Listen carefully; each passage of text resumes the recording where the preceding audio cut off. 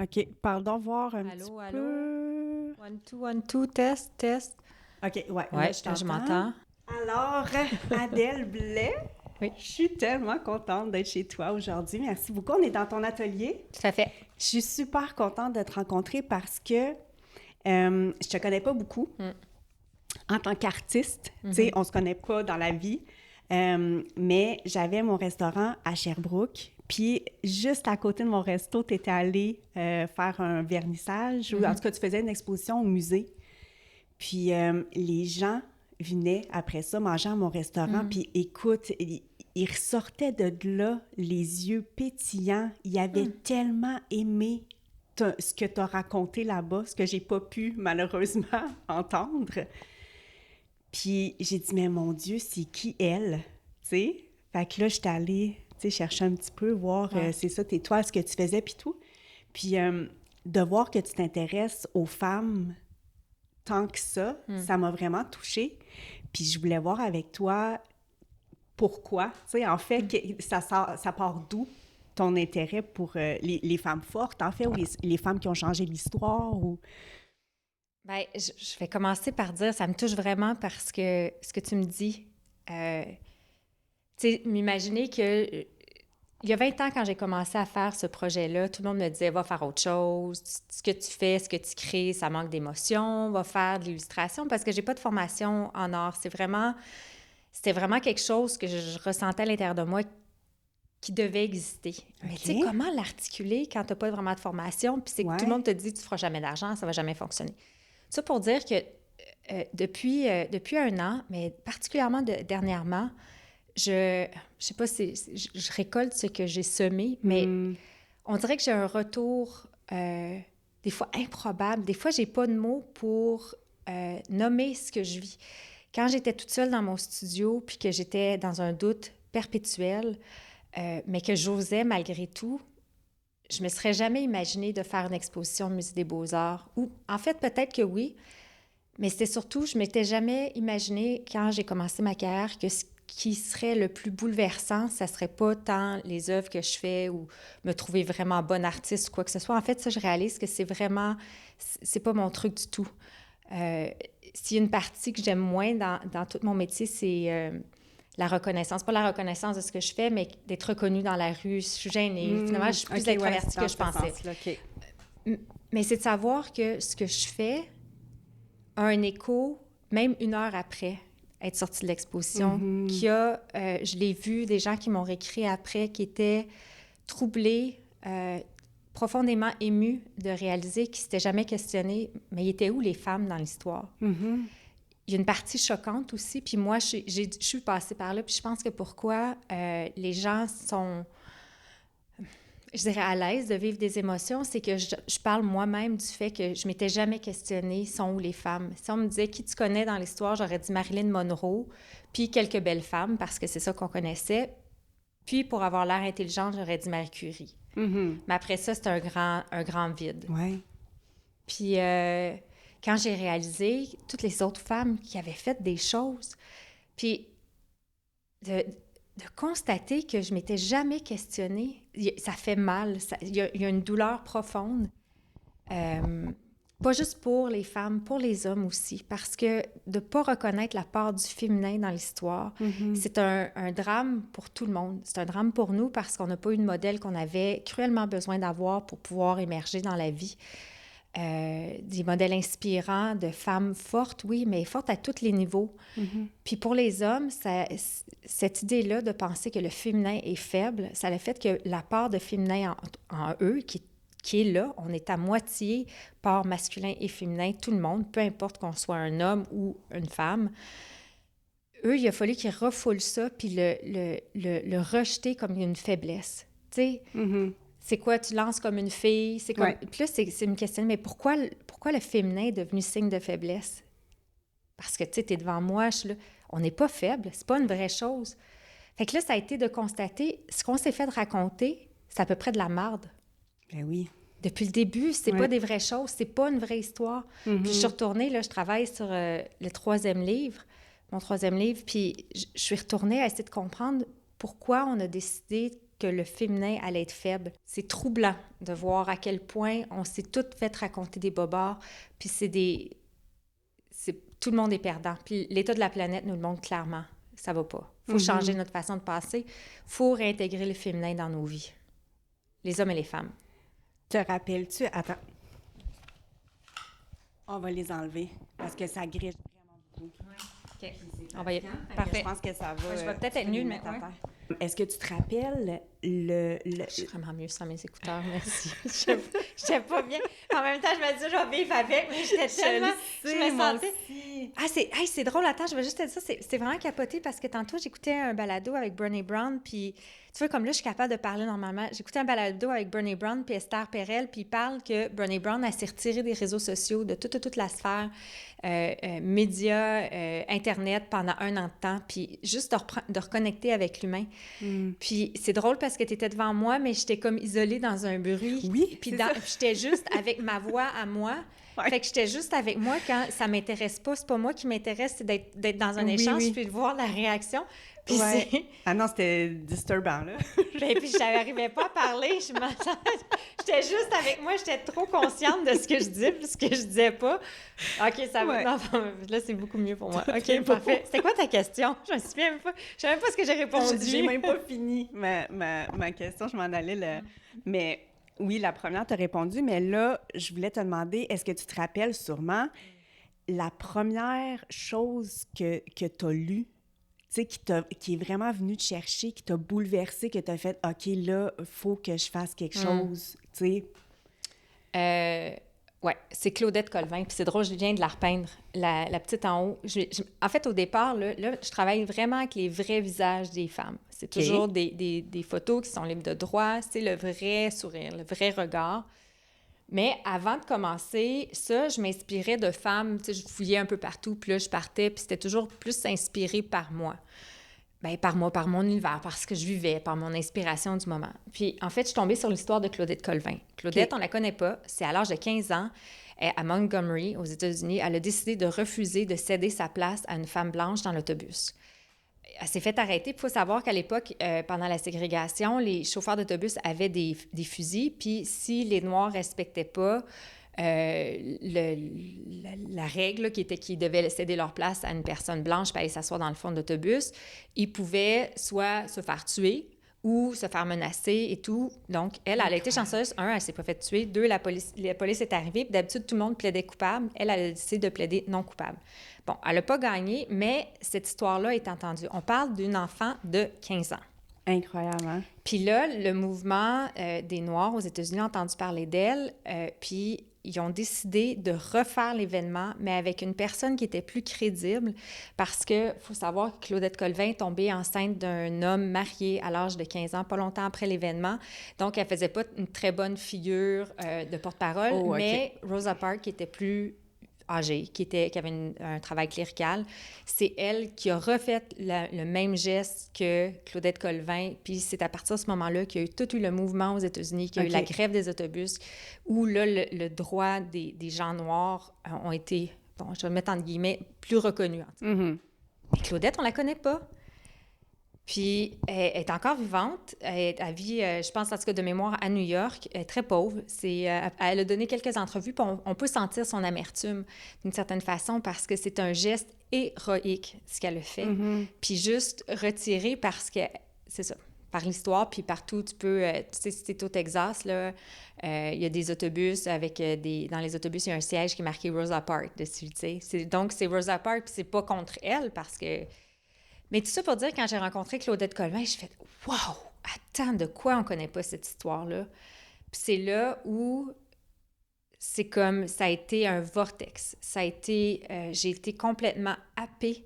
Je suis rentrée, puis je me suis développé une passion. Je me suis mis à lire, puis à regarder, puis à aller plus loin, puis comprendre la portée. Au début, c'est choquant. Au début, c'était peurant. Tu te dis... Parce qu'il y a un engagement politique qui vient avec ce que je fais aussi. Puis je pense qu'au départ, j'avais une forme de résistance parce que ça l'impliquait qu'il fallait aussi que je regarde ce qui se passait chez nous. Et je regarde, moi, mes comportements comme femme. C'était peurant parce que du moment où on ouvre cette porte-là, on ne peut plus la fermer. J'ai une résistance au début, mais en même temps, j'étais tellement fascinée.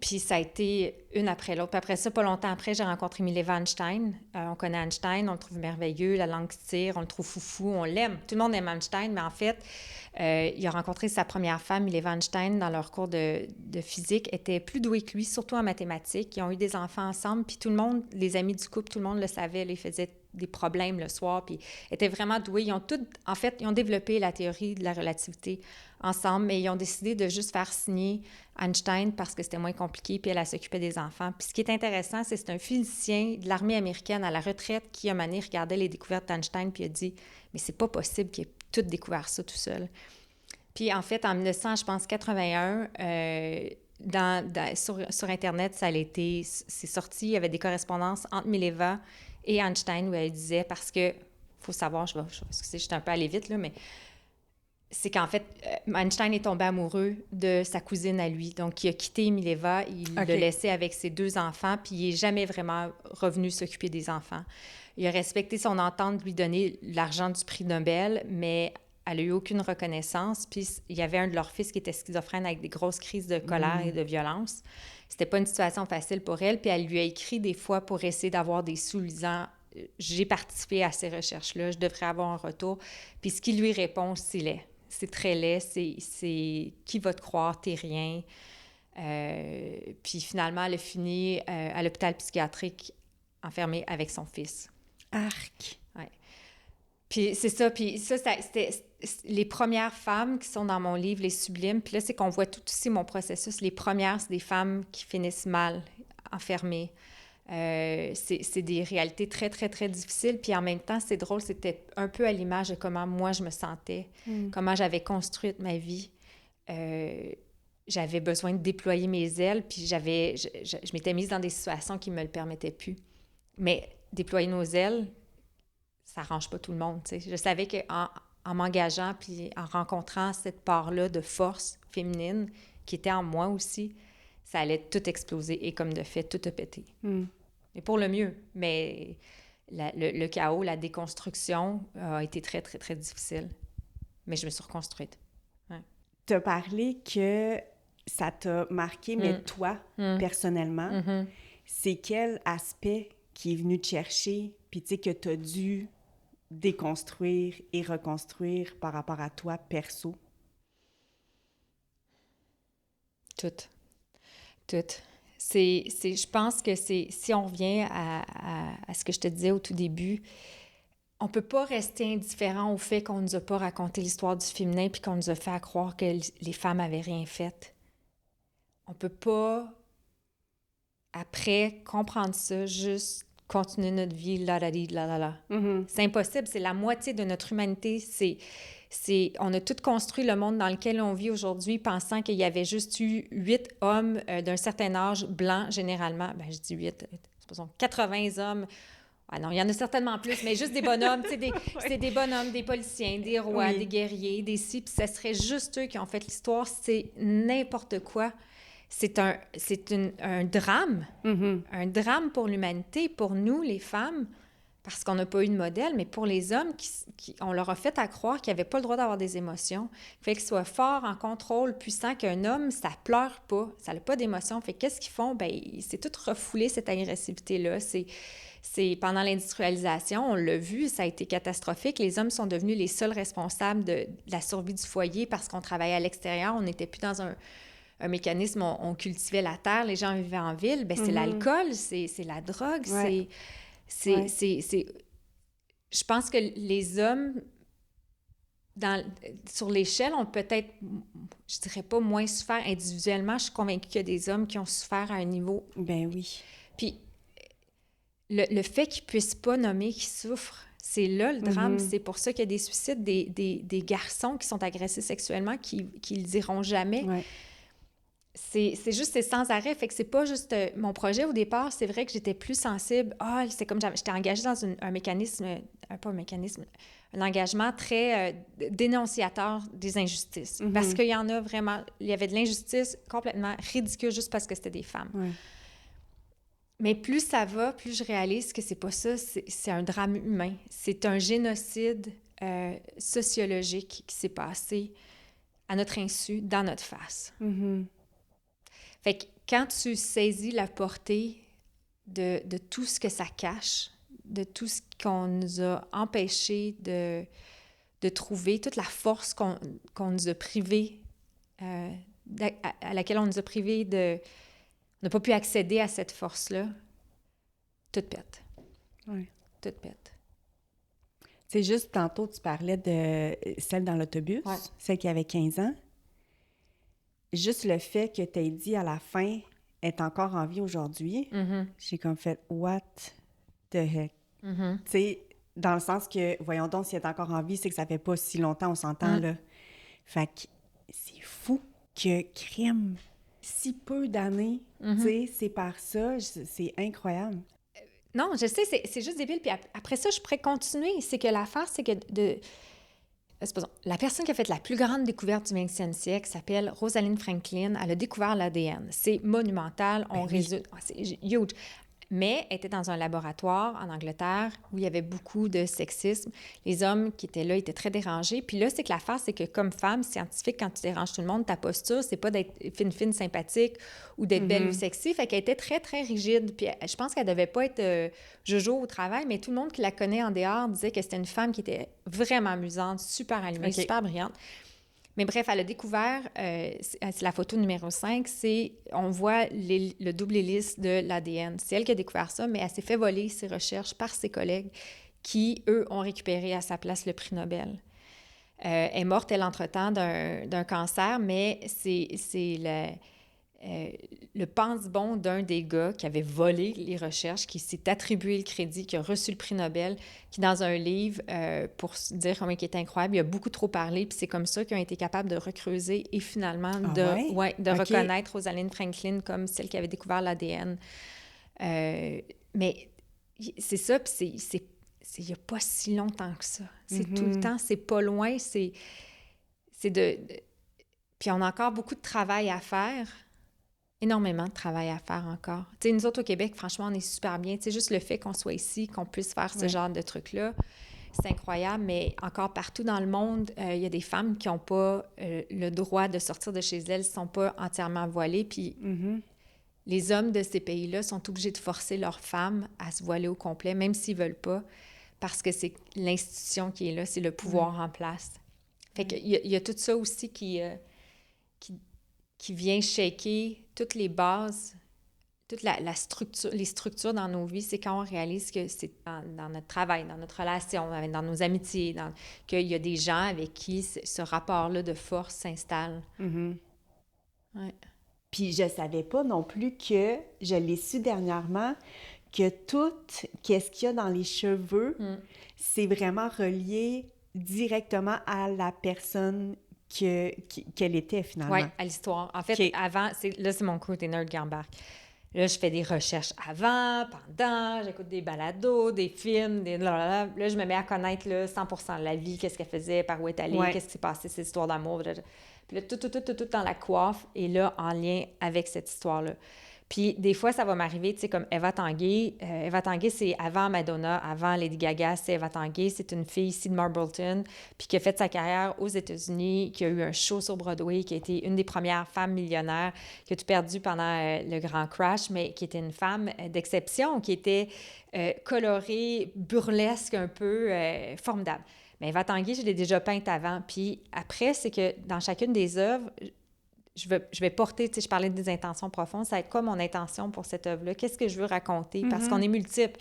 Fait que Eva Tanguay, je peux raconter une partie, puis d'elle ou une autre partie, puis je mets toujours l'intention de l'œuvre dans le philtrum. Le philtrum, c'est ici, là, c'est la petite fossette qu'on a entre le nez puis la lèvre. Puis c'est la première partie du visage quand le fœtus est en train de se former, puis c'est la fusion entre toutes les parties du visage. Fait que c'est comme un point hyper central. OK. Puis, ce que je trouve intéressant, c'est que le mythe du doigt de l'ange, là, qui, en fait, c'est le mythe qui dit que quand on est dans le ventre de notre mère, on connaît tout de nos vies antérieures, on connaît tout de la vie, puis que quand on sort, il y a un ange qui met son doigt sur notre bouche, tu sais, qui fait un trou, qui dit « Chut, maintenant tu vas faire comme si tu savais rien. » OK, c'est beau! C'est super beau! Fait que c'est ça ici, il y a toujours l'intention de l'œuvre qui est là. Fait que tu sais, ça c'est beau. Je vois les gens, quand ils sont devant mes tableaux, qui fouillent, qui regardent, puis c'est comme... je suis pas juste devant quelque chose que je suis supposée de comprendre puis de dire combien c'est génial, mais qu'en fait, je sais pas c'est quoi, tu sais. Puis c'est que l'affaire, c'est que je pense que si je vois moins de gens puis que j'ai réalisé après la pandémie que j'étais plutôt introvertie puis que j'aime ça être chez nous puis j'ai de la difficulté à être dans des événements où il y a plein de gens. Des fois, j'ai pas tout le temps le goût. C'est ça, je sais pas. Je bois moins d'alcool aussi, ça a vraiment fait une différence, là. Ouais. Vraiment. Vraiment. Mais c'est ça, sauf que, tu sais, la rencontre que je fais avec l'autre est à travers mes œuvres. Là, c'est de voir, là, les gens, ils peuvent se promener, puis peuvent voir, puis ce crime, c'est comme... Ça me rappelle telle chose, puis ça veut dire telle autre affaire. Fait qu'à un moment donné, je vois que les gens s'approprient l'œuvre, puis ça devient aussi une partie de leur histoire. Ils sont pas juste devant l'œuvre de quelqu'un d'autre, puis c'est comme, tu sais, moi, quand je crée, c'est jamais dans le but de me trouver absolument incroyable, puis pouvoir dire « je suis une peintre ». Ça m'intéresse pas, tout cet aspect-là m'intéresse pas. C'est ça, fait que j'ai appris à le défendre, mais après ça, je le laisse aux autres aussi. Ça appartient à l'œuvre du collectif. J'ai dit cheveux, mais je me rends compte que c'est pas uniquement les cheveux, fait que je me reprends parce que c'est ça, elle a un genre de foulard, fait que c'est tout dans son foulard ici, mais... Mais généralement, c'est quand même la coiffe. Ouais. C'est quand même les cheveux, puis tu sais, ça revient à ce que je te disais quand j'ai tout perdu mes cheveux, là. Oui. Quand j'ai commencé à sortir avec mon chum, tu sais, j'ai toujours les cheveux courts, j'aurais toujours rêvé d'avoir des longs cheveux dans le vent, m'appeler Mélanie, Julie ou Stéphanie, tu sais, un nom de notre époque, là, avec des longs cheveux. Mais tu sais, je m'appelais Adèle, j'avais les cheveux courts, le monde pensait toujours que j'étais un gars. Fait que, tu sais, il y a toute une part aussi, l'expression de la féminité que je sens que j'avais pas naturellement dans mes attributs physiques, tu sais. Ouais. Fait que, c'est ça, c'est très là. Puis il y a d'autres choses aussi, tu sais, ça revient à... il y en a des bouts de tough, des fois, dans nos vies, là, des grands creux, puis des grandes remises en question, des périodes de chaos, puis les papillons qui sont dans mes tableaux, il y a toujours des papillons. Pour moi, c'est que ça symbolise la métamorphose, tu sais. Puis ça, c'est comme... On identifie le papillon à quelque chose de très féminin, mais moi, ce qui m'intéresse, c'est tout le processus... incroyable de transformation. C'est parce qu'une chenille, pour faire une distance grande comme ça y prend comme 15 minutes. Elle rentre dans le cocon, puis c'est un processus hyper douloureux. Les étapes, quand la chenille forme son cocon, puis qu'elle est dans son cocon, c'est qu'elle littéralement, elle fait un jus d'elle-même. Elle se liquéfie pour se transformer après ça en papillon. Puis là, pour sortir du cocon, il faut que le papillon casse le cocon, mais ça revient un peu, c'est un accouchement, là, tu sais, d'une certaine façon. Ça, Puis après... quand le papillon part, c'est que la distance qu'il faisait en chenille en 15 minutes, c'est un battement d'aile. Fait que, tu sais, souvent, ça, j'en parle dans mes conférences. Il faut juste, tu sais, des fois, quand on est dans le cocon, puis on sent que c'est insoutenable, puis qu'on s'en sortira jamais, puis qu'on est le jus de nous-mêmes, que des fois, c'est juste parce qu'on est en train de se faire pousser nos ailes, puis qu'on va s'en sortir. Puis ça, à chaque fois, je le vois, les gens pleurent. Il y a toujours des gens, ça résonne. Parce que notre expérience... T'sais, même si des fois, elle va s'articuler avec une relation avec un parent ou une religion ou un projet, une problématique scolaire, reste quand même que nos défis sont à peu près toujours sont là. On les a tous. Puis je sais que le papillon, ça résonne super gros à chaque fois. On a parlé plus du début tantôt. Qu'est-ce qui t'a amené, mettons, les premières femmes que tu as découvertes? Mais est-ce qu'il y en a, j'aimerais ça que tu me dises quelques-unes qui t'ont beaucoup, beaucoup, beaucoup marqué de par leur histoire, que, tu sais, ils sont venus te chercher, là, vraiment beaucoup. Mon Dieu, toutes. Ben, tu sais, Claudette Colvin, c'est gros. Il y a aussi la possible cofondatrice de Sherbrooke. Là, il y a le processus, là... le Musée de l'Histoire à Sherbrooke commence à travailler pour creuser, pour voir si Anna Canfield pourrait être reconnue un peu comme cofondatrice, ou en tout cas ayant au moins le titre symbolique de cofondatrice de Sherbrooke. Puis là, si mes recherches sont bonnes, après Montréal, il n'y a pas d'autres villes qui ont été comme cofondées ou fondées par une femme. Fait que ça, pour moi, ça serait vraiment huge parce que c'est pas moi qui l'avais découverte, c'est Gabrielle Martin. Mais c'est moi qui avais fait son portrait en m'inspirant de son histoire, puis que je l'ai exposé, puis je me suis engagée dans une démarche politique, puis j'ai amené... Puis Gabrielle Martin est embarquée dans le projet, puis tout. Fait que, tu sais, on a... Fait que ça, c'est pas rien. Irma Levasseur, c'est pas croyable qu'on connaisse pas Irma Levasseur. C'est la première femme médecin francophone. Elle est allée faire ses études ailleurs parce que ici, le seul endroit qui acceptait les femmes médecins, c'était à Bishop. Ici, d'ailleurs, on a une femme qui a fait le premier de la classe du cœur, qui s'appelle Maude Abbott, qui est vraiment une très, très grande femme qui a étudié ici à Bishop, mais elle était la seule femme, tu sais. Sauf que quand tu étudiais à Betchup, tu ne pouvais pas pratiquer. Tu étais juste comme tu ne pouvais pas pratiquer des opérations. Mais Irma Levasseur, elle voulait pratiquer des opérations. Donc, elle est allée étudier aux États-Unis, en Europe. Elle est revenue ici, elle était 1000 fois plus formée que ses collègues masculins, mais elle a eu beaucoup, beaucoup de difficultés à pouvoir pratiquer. Comme à peu près toutes les femmes, elle s'est occupée des enfants, elle s'est occupée des femmes, des gens plus pauvres. C'est elle qui a cofondé Sainte-Justine, c'est elle qui a cofondé l'hôpital Enfant Jésus de Montréal. OK.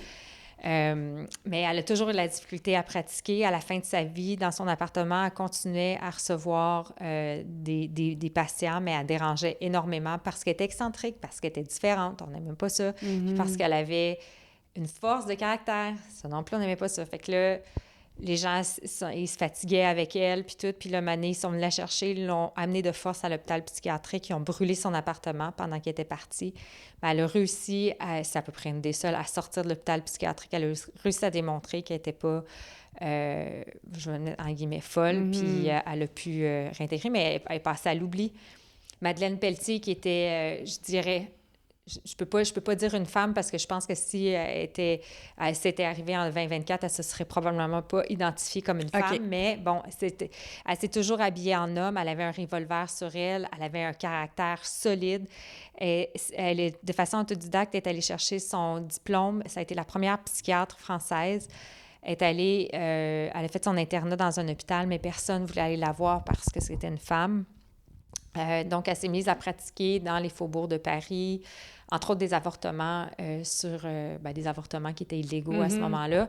Elle était avec les francs-maçons, elle avait un gros caractère, elle a écrit plein de livres, c'était une intellectuelle, une avant-garde sur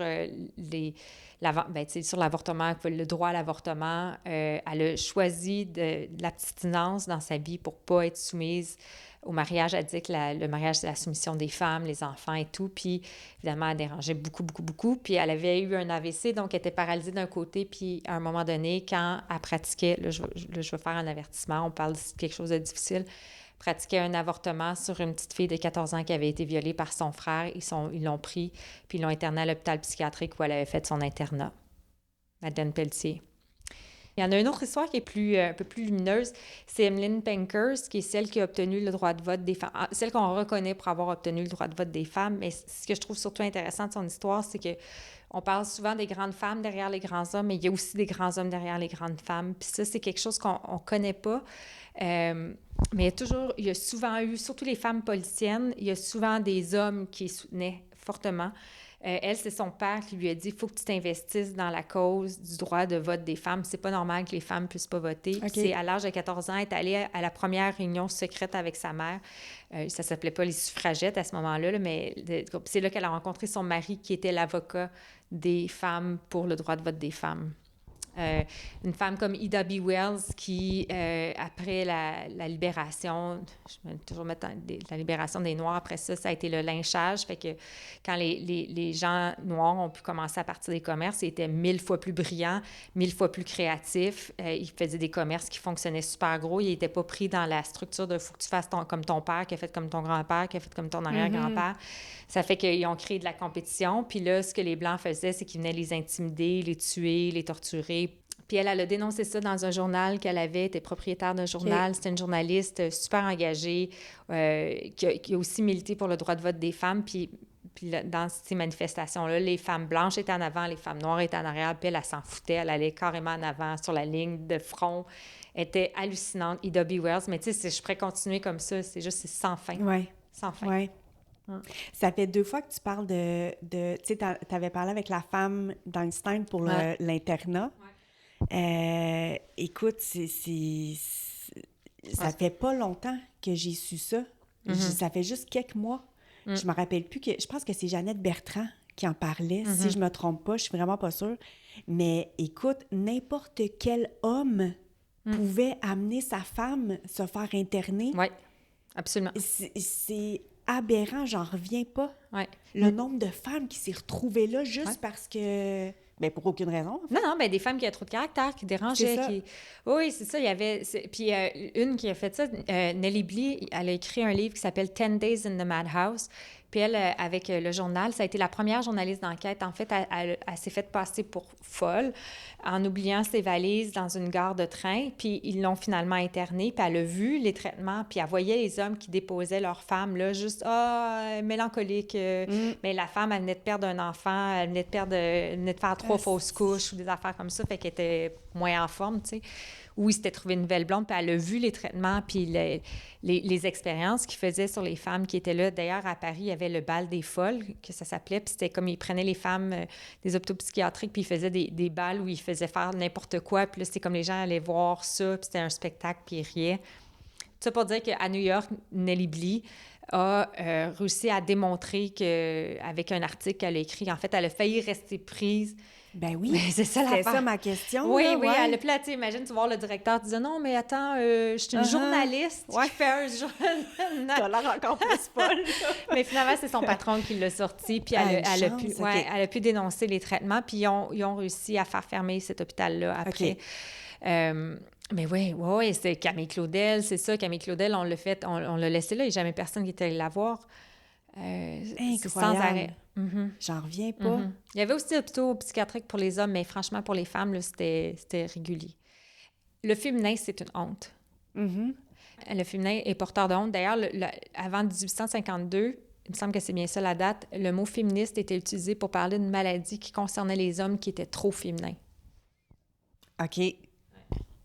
L'homosexualité a été longtemps tolérée, acceptée, même dans la période médiévale.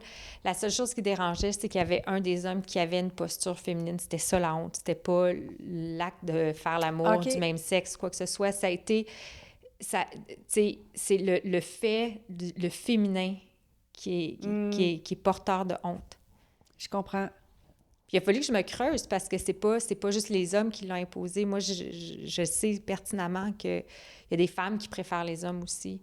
Que longtemps, je pense qu'il y a quelque chose où les femmes, des fois, pouvaient être déçues d'accoucher d'une femme, d'une fille. Ça, je le vois dans, supposons, Bertha Benz, là, qui a vu que dans la Bible, là, on écrivait dans la Bible parce qu'il n'y avait pas de livre, pas de carnet de notes. Ouais. Elle a écrit la journée de son anniversaire, elle a dit « Désolation, encore une fille ». Elle était déçue. Dieu, OK. Ouais. Puis Bertha Benz, elle a voulu lui montrer qu'une fille était capable de faire quelque chose. Donc, c'est la première personne à avoir conduit une voiture sur une longue distance, la première personne à avoir inventé les plaquettes de frein, à avoir inventé le station d'essence, puis... Mais ça, on le voit souvent dans l'histoire des mères qui sont déçues d'avoir une fille. Parce que c'était la mentalité du temps, tu penses? Ou parce que c'est vraiment ce qu'elle ressentait intérieurement? Ah, je pense que c'est tout ça. Okay. Ça. Ouais, on le voit des fois, là, tu sais, des vox pop, là, ils vont questionner les gens... qu'est-ce que vous pensez du droit de vote des femmes? Puis il y a plein de femmes qui disent non, on n'est pas capable de réfléchir, nous. Je pense qu'on a été brainwashés. On pensait vraiment qu'on était moins, qu'on était des machines à produire des bébés. Mais tu sais, c'est ça, moi, il a fallu que je retourne dans l'histoire pour comprendre, parce qu'on nous dit souvent, c'est biologique, on est fait plus petite, puis tout. Mais là, l'affaire, c'est que maintenant qu'il y a des femmes paléontologues, des femmes archéologues, là, ils sont allés revisiter les sites, puis ils sont allés retourner avec les analyses d'ADN, puis ils ont refait l'histoire dans le sens que c'était pas pour mal faire, mais les hommes qui se présentaient sur place en 1852, qui trouvaient un site archéologique, ils se disaient, bon, ben ça se passe comme à la maison. La femme est en dedans, l'homme est dehors. Donc, le portrait qu'on s'est fait de la préhistoire, c'est qu'il y a un homme très, très, très ruste qui viole à perpétuité, qui intimide la femme qui est toute fragile avec sa ribambelle d'enfants. Mais c'est n'importe quoi, là. En fait, les femmes étaient aussi grandes que les hommes, ou à peu près. Les femmes chassaient. 30 à 50 des grands chasseurs, c'était des femmes. Donc, si les femmes chassaient, il y avait des hommes qui restaient au camp, qui s'occupaient des enfants. Il n'y avait pas de rôle de genre. Les genres, ça n'existait pas. Ça, c'est une construction sociologique. Puis c'est ça. Puis entre autres, il y a une sépulture. Il y avait 27 personnes de très grande taille avec des grosses armes qu'on avait identifiées à des hommes, mais finalement, il y en a 11 qui sont des femmes. OK. Ça fait que c'est ça, tout ça, c'est faux, c'est tout faux, tu sais. Puis après ça, pourquoi les femmes, on est devenues petites, tu sais. Là, après ça, il y a lieu de se questionner, en fait, puis là, j'ai fait des recherches, c'est que ça, c'est à partir des recherches, parce que c'est pas un sujet qui intéressait les gens tant que ça avant. Parce que moi, c'était tout pourquoi qu'on n'est pas créatif, pourquoi qu'on n'intègre pas la créativité dans nos vies, pourquoi pourquoi qu'il y a plein de... Moi, je fouillais, là, puis je voyais, il y avait des milliers de recherches sur l'alimentation puis la santé physique. Le fait de bouger puis la santé physique, mais à peu près rien sur la créativité. Puis comme la créativité était relayée à quelque chose que tu fais pour avoir plus de profit ou à ta retraite ou, tu sais, il y avait comme quelque chose de... Tu sais, moi, je sais, quand j'ai voulu commencer à créer, tout le monde me disait, c'est pas une vraie job. Ouais, je comprends, ouais. C'est pas une vraie chose, tu sais. Puis... c'est ça, fait que c'est une étude, en fait, qui avait été faite par 5 jeunes au doctorat qui avaient été capables de, à partir de leur recherche, ils ont dit, parce que c'est un projet qu'on associe, la créativité, on associe ça au féminin, à l'artisanat, puis c'est pas aussi important. Puis je dis, OK, mais pourquoi? Pourquoi le féminin n'est pas important? Pourquoi que si on associe ça au féminin, c'est donc moins important, c'est moins bon? What the fuck? Il y a quelque chose que j'ai toujours cultivé dans ma vie pour survivre à ma vie aussi, parce qu'il y avait des épreuves, tu sais, puis c'est de créer une nouvelle idée à partir de choses qui existent déjà. Puis là, je réalisais à force de chercher qu'il n'y avait pas personne qui avait essayé de comprendre ce que j'essaie de comprendre. Fait que bon, OK. En fait, avec la sédentarisation, ce qui est arrivé, c'est qu'on le voit, les filles, avec les mailles des dents, là, les filles sont définitivement moins bien nourries à partir de l'âge de 14 ans. Fait que là, c'est comme je me suis mis à imaginer, OK, comment ça devait se passer. Puis là, c'est que là, tout d'un coup, on s'est sédentarisé. Là, on vit ensemble, on fait l'amour ensemble pour faire des bébés, pour avoir de la main-d'œuvre, pour s'occuper de la terre. Parce qu'il faut savoir que dans la préhistoire, les femmes régulaient leur grossesse parce que c'est pour la survie du groupe, trop d'enfants, ça ne fonctionne pas, avec des plantes abortives, mais aussi par beaucoup d'homosexualité. Il y a des petites graffures, on les voit, des femmes qui se font du plaisir, des hommes qui prennent des animaux, tu sais, dans le sens qu'ils devaient se prendre entre eux aussi, mais il y a une gravure qu'on voit clairement, il est avec une espèce de cerf ou je sais pas trop quoi. Il n'y avait pas de convention sociale, puis il y avait beaucoup de temps, c'est chasser, ça prenait 5 heures. Après, qu'est-ce que tu fais?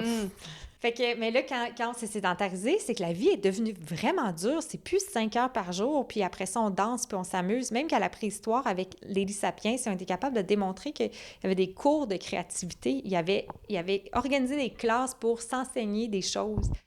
Fait que là, quand la sédentarisation est arrivée, puis on s'est mis à faire de l'agriculture, c'est raide, c'est tough, tu sais, c'est des longues journées.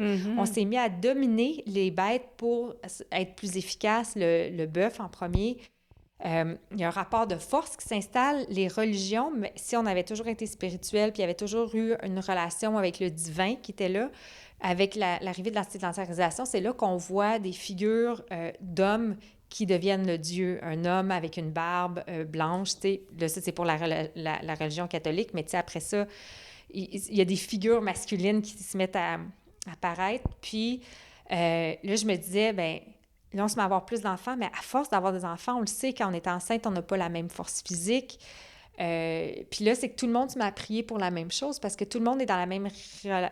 Tout le monde fait de l'agriculture, tout le monde va avoir le plus de blé possible. Fait que tout le monde prie pour avoir plus de blé, avoir de la main-d'œuvre d'hommes forts parce que, tu sais, des enfants, une femme peut produire beaucoup d'enfants quand même. Puis là, l'affaire, c'est qu'il doit y avoir des guerres qui commencent. Pourquoi ce village-là, il produit full de blé, puis nous autres, on n'en a pas, on va aller voler son blé, mais là, il faut que tu aies des bonhommes qui protègent aussi. Fait que là, il y a des guerres de clans, mais tout le monde prie pour la même chose, avoir plus de productivité, plus de... Fait que là, celui qui est tombé sur une bonne terre, là, puis il a la grâce là, d'avoir full de blé, puis lui puis sa femme, ils ont plein d'enfants mâles. Puis là, lui, quand il prie, puis tout le monde prie, lui est entendu par Dieu. Donc, il est privilégié de Dieu. Puis on le voit, c'est avec la sédentarisation que tout d'un coup, il y a des statuts sociaux qui commencent à s'installer, des gens qui sont plus riches que d'autres, certains qui ont plus de possessions. Fait que si tu as beaucoup de possessions, bien, tu ne veux pas le passer à un bâtard. Tu veux t'assurer que ça va être ta progéniture à toi. Fait que là, tout d'un coup, tu as déjà contrôlé la bête, bien, tu vas contrôler ta femme aussi. Puis l'affaire, c'est que quand on accouchait d'une fille, il était peut-être moins utile, entre guillemets, fait qu'il y a toujours une déception, puis on associait ça, c'était la femme, c'est elle qui a créé l'enfant, donc c'est elle qui est responsable si elle a une fille ou pas. Fait qu'il y a peut-être la part de la honte. « Ah non, j'ai encore fait une fille. » Puis c'était du patrio local à ce moment-là. Fait que là, on peut sentir le fait que les femmes étaient moins importantes. Fait que le patrio local, c'est qu'on te marie avec quelqu'un dans un autre village, puis c'est toi qui pars. Fait que c'est un peu comme dans les sectes. On va souvent utiliser ce système-là où on va retirer les enfants de leur milieu de famille, de vie. On va les retirer dans un endroit où ils n'ont plus leur repère. Fait qu'ils sont très vulnérables. Puis, ils ont vu que chez les primates qui font du patrio local, systématiquement, quand les nouvelles primates arrivent dans le nouveau clan, ils se font agresser par toutes les mâles. Puis la seule façon que les femelles peuvent se protéger, c'est quand les femelles se mettent entre elles puis se protègent entre elles contre les attaques des mâles. Mais on devient très vulnérable. Donc, les petites filles de 14 ans se faisaient envoyer dans d'autres villages, se mettaient à avoir beaucoup d'enfants, puis étaient très isolées. Tu sais, c'était pas des conditions faciles. T'as pas personne pour te protéger non plus. Fait que, tu sais, le rapport de force s'est peut-être installé là. Puis, tu sais, pourquoi on est devenu plus petite, ma théorie, c'est que, moi, je sais, mon chum mesure 6 pieds 4, il mange 8 fois plus que moi. Mm-hmm. Mais si, quand on est plus petite, on a moins besoin de nutriments pour nourrir notre bébé, parce que si on était très grande puis très forte, si on faisait plein d'enfants, on était absolument mal nourris, probablement qu'on mourrait ou les enfants n'étaient pas en santé. Fait que dans l'évolution, on est devenu plus petite pour pouvoir faire plusieurs enfants. Puis, fait que c'est ça. Tu sais, moi, j'ai l'impression que c'est un peu ça qui s'est passé tranquillement, pas vite, où par la sédentarisation, l'importance des forces féminines, de la création, ça a été seulement pour la création d'humains pour faire de la main-d'œuvre. C'est fou qu'on est parti. Tu sais, c'est terrible. Qu'est-ce que tu dis là, en ce moment? Là? Ça fait mal. Genre, c'est vraiment dégueulasse. Là. Ça fait très mal.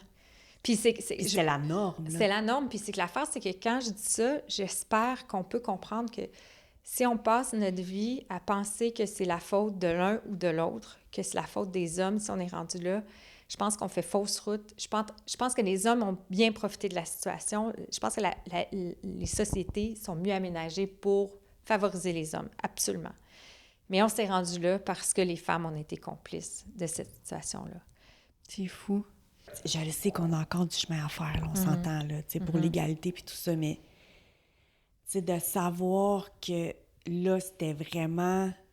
tu pouvais pas être une moins que rien que ça. Là. On s'entend, là, t'étais barouettée d'un bord puis de l'autre, puis t'étais utilisée toute ta vie, là, t'sais. Mais je pense que, tu sais, oui, mais les hommes aussi, dans le sens que les guerriers, tu sais, être envoyés à la guerre, tu sais, c'est drôle, j'écoutais Napoléon, l'histoire de Napoléon. Ouais. Napoléon, il était très... Il se foutait un peu des autres, puis il a voulu juste grossir son armée, puis envoyer des enfants, là, des micros-enfants à la guerre. Fait que, tu sais, tout ce système-là, tout le pouvoir, ça, c'est un modèle de merde. C'est pas une vraie chose. On peut pas évoluer en voulant avoir le pouvoir sur... Peu importe sur qui tu l'as, tu sais. Non, c'est ça. Je pense que la guerre, c'est pas si trippant que ça non plus, tu sais. Fait que eux non plus, c'est... Mais l'affaire, le mané, c'est que la domination physique est arrivée. Ça me fascine à quel point que moi, là, ça m'intéresse tellement, les affaires de même. Je ne sais pas comment que mon cerveau y est fait, mais je le lis, puis ça part. Tu sais, je suis pas capable de gober l'information puis de tout me souvenir de ça. J'ai énormément de misère. Mais c'est vrai que si toi, tu lis quelque chose, que tu passes 40 heures je dis ça de même, là, à faire, tu sais, la peinture de cette personne-là, tu sais, qui t'a marqué, puis, tu sais, les petits collages dans ses cheveux, les mots, tu sais, c'est sûr que ton cerveau, il absorbe beaucoup plus parce que là, tu as le visuel, tu fais, toi, une adaptation de cette chose-là. Ouais. C'est beau, là. C'est vraiment beau. Oui, puis, tu sais, t'as raison, puis en même temps, quand j'ai commencé à creuser ça, c'était pas avec des portraits, là. Quand j'ai commencé à creuser l'histoire, pourquoi que le féminin est porteur de honte? Puis, c'était vraiment une question aussi par rapport à moi. Pourquoi moi, je suis porteuse de honte? Pourquoi je sens que ma féminité, c'est jamais adéquat? C'est soit trop masculin, c'est soit trop ci, trop ça. Il y a toujours trop grosse, trop mince, trop ci, trop ça, trop... Puis là, c'est ça, ça a été... Mais c'était tellement intéressant, puis sentir que j'étais la première... Bien, je suis sûrement pas la première de toutes les premières. Quoique, tu vois, comme mon projet d'application de réalité augmentée, qui est en train de s'effectuer, là, ce qui a été toute une affaire, mais je pense sincèrement que je suis la première à faire ça, dans le sens qu'on a fait plusieurs recherches, plusieurs personnes qui se sont penchées, puis on n'a pas trouvé d'équivalent.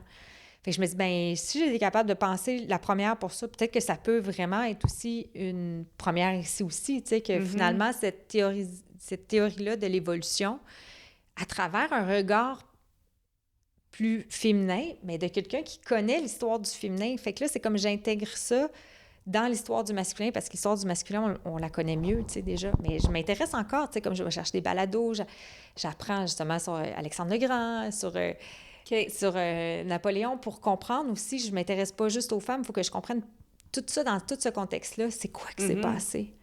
Oui, oui. Puis c'est vrai, tu parlais qu'on parlait pas assez, tu sais, de la souffrance aussi des hommes, tu sais. Puis ça aussi, ça m'interpelle beaucoup parce que souvent, j'ai l'impression qu'on est bonne pour bâcher, tu sais, sur eux autres. Puis je trouve tellement que c'est injuste, c'est hard, là. Mais j'avais écouté un podcast sur des prisonniers.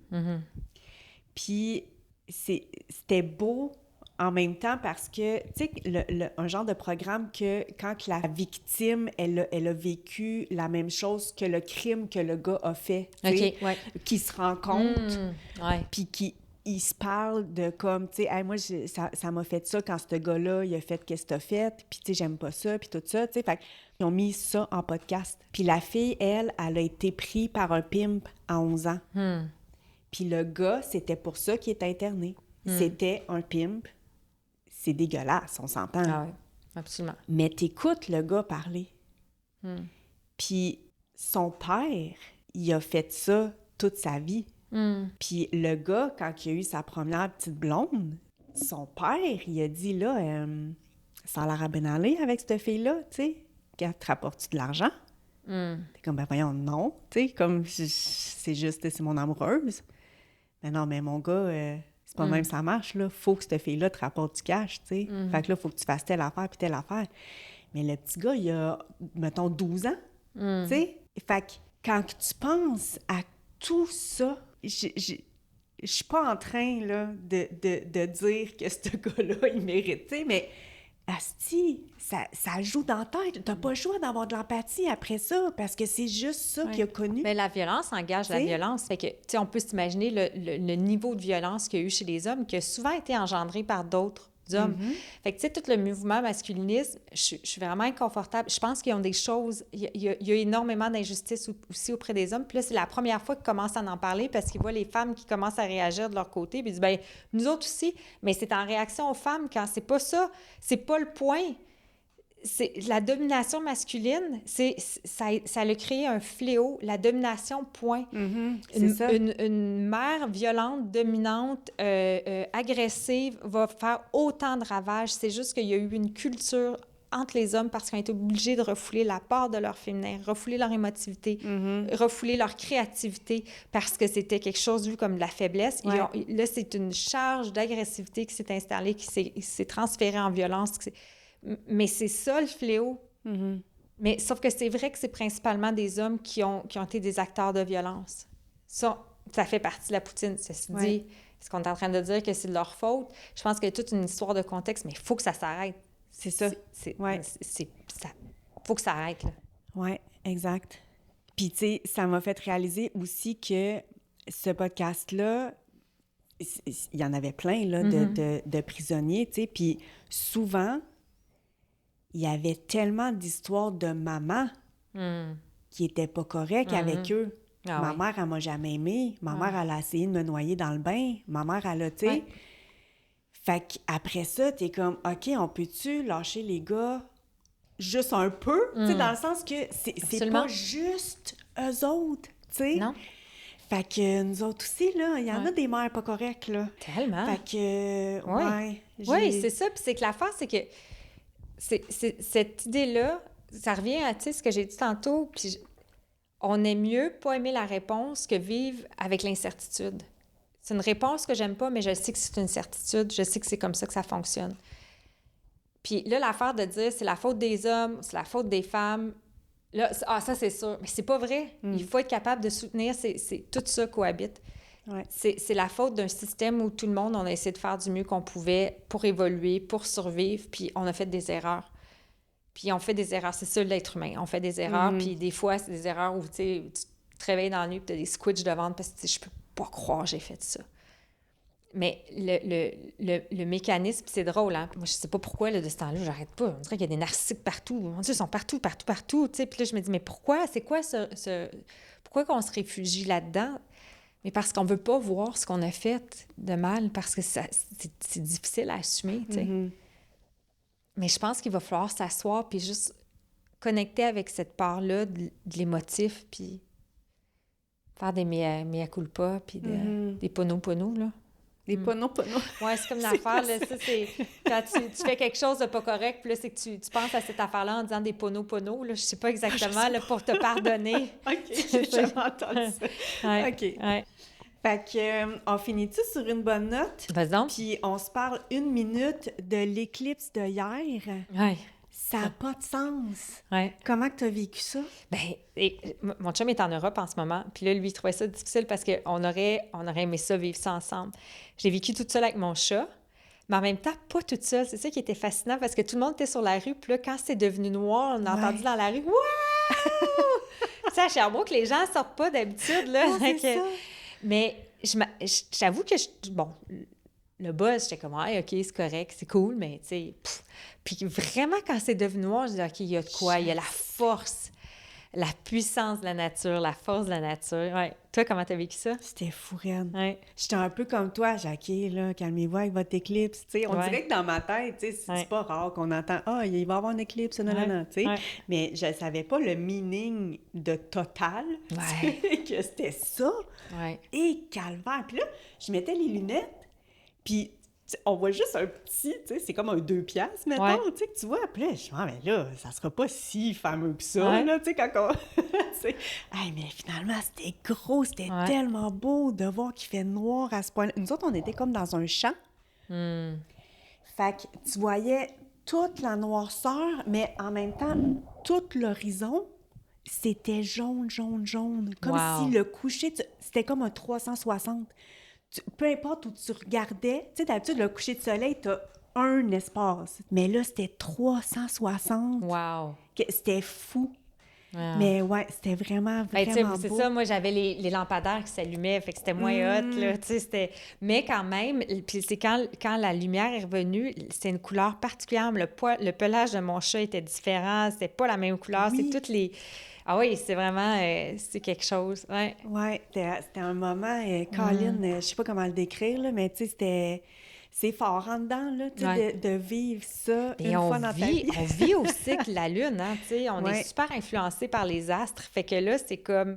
C'est 2 puissances comme ça qui se rencontrent une face à l'autre. C'est malade, là. Ouais. Ça m'a beaucoup touchée. Ouais. Fait que, hey, merci. Merci à toi. Vraiment, beaucoup, beaucoup, beaucoup. J'ai adoré notre talk. T'as tellement l'air d'une belle personne.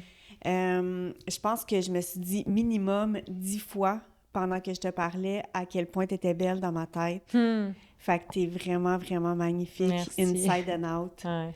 Fait que... Gentil de me dire ça pareillement. Ouais. Je te souhaite beaucoup, beaucoup, beaucoup de succès encore avec tes toiles. Puis arrête pas d'apprendre parce que, my God, tu parles tellement avec... on a le goût de t'écouter, tu sais. Quand tu parles de ça, ça paraît que, tu sais, t'en manges, là. Bravo d'avoir pris l'initiative de faire ça puis d'être venu chez nous, d'avoir rencontré. Oui, merci encore énormément de ton ouverture puis de m'accueillir chez toi. Merci. Je te fais des bye. Bye. Merci. Bye.